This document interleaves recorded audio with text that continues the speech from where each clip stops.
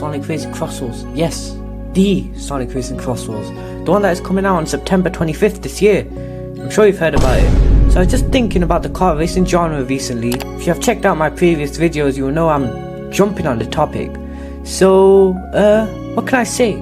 I remember when it first got announced, I don't know the date, but I wasn't that hyped. Especially since the last one was, how do I say it?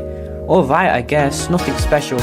However, online a couple people pointed out that there was extreme gear behind some cloth, so we all had high hopes, especially because the franchise was and is in its renaissance period, you could say. Personally, I didn't grow up with riders, so I didn't really care, to be honest, until I did some research and found out that this board right here literally makes you overfall, even when you're not on it. I never knew a racing game could be so complex, especially since the only racing games I grew up with were like Crash Team Racing, we don't talk about that game, racing, and Gran Turismo. Like seriously, why do people not like it? Cough. Skillish.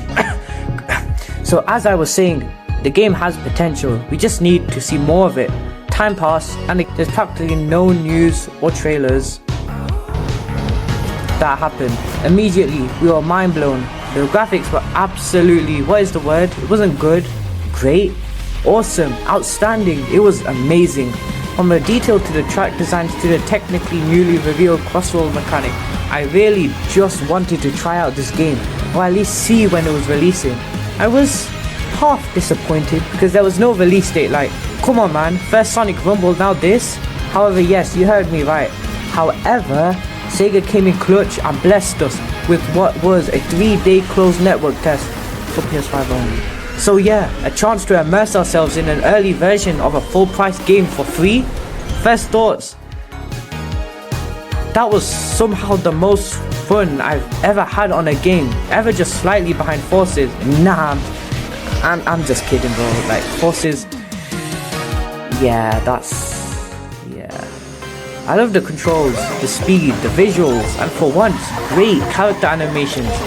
I'm looking at you, Sonic Frontiers. The only part I did not enjoy was like literally when it ended. I was really sad, but it was so fun. On average I played it 6 hours a day. I have roughly the same playtime on Sonic Racing CrossWorlds as I have with Sonic and Shadow Generation, and that game has been out for nearly an entire year. That doesn't tell you how I feel about this game, then I'm not sure what will. After that it was pretty much radio silence. I'm pretty sure Sonic Team went completely silent also. I kind of remember on some Wednesday not long ago I tuned into the state of play or something like that, but again nothing, not even an announcement. That is when we get to this year's Summer Game Fest. Mine and the world's eyes were watching this stream for only one thing. Sonic Racing CrossWorlds is a thrilling new entry in the legacy of racing action games within the Sonic franchise. CrossWorlds brings other worlds and familiar faces to Sonic Racing, including surprise guest characters being revealed here at SGF for the first time. Let's go, a new trailer. I could not believe it. More extreme gameplay and 2 tracks and Hatsune Miku, Joker from Persona 5, some other character that I don't know but I'm talking about anyway. This roster is jam-packed with bangers. I honestly thought that was it. Sega is confident, taking a hit at Mario Kart. Wait, you're telling me I get to play as Steve from Minecraft? Oh, this is peak. The event was over and I had a massive smile on my face. I had no idea how anything could get better. That was because things got worse. The game was £65 or $70, which is the most expensive Sonic game to have ever been released in human history. Like, bro, in my opinion, I understand it because of just how high quality the game is, and I do see where people are coming from, but what you don't understand is the licensing, and the rival interactions, and the massive roster, and the graphics and the animations cost money. Also, games in general have gotten more expensive, which I despise, but understand due to inflation. If we only could go back to when games were £30 to £40, that would be great, but it's not gonna happen. I then proceed to watch the same trailer another million times until I found out Sonic Racing CrossWorlds won the Best at Summer Game Fest award, or something like that. You know, I can't really remember, but what would encourage me to try harder for you to subscribe and tell me if you like this. Please, could you please? Come on. Moving on. Sega and Sonic Team would and is going all out with the marketing, releasing a Kids' Choice Award trailer featuring the one show that had no impact on the world at all, SpongeBob. Yes, this is the second pack, revealed for the season pass, and wow, it looks awful.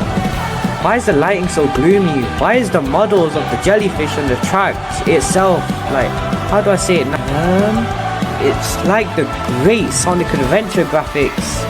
Did they run out of budget, or is this an early build? Please, Sega, don't mess up. But I think they already have from the start. You see, just like another game that I won't be mentioning on this channel, there is no voice acting, no lines or sounds, just pure silence. Yeah, and now I fear that this game will not feel like celebrations of many franchises, but rather an unofficial mod that just puts characters in. If that is the case, I will be upset. But everything is fine, because out of nowhere, Sonic collabed with McLaren for no reason at all. Maybe there was a reason, but I don't really know. Can someone tell me? It would be very nice of you. The news just doesn't stop. I woke up a day or two after, and what do I see? A full CGI opening for the game I've been talking about for a long time now.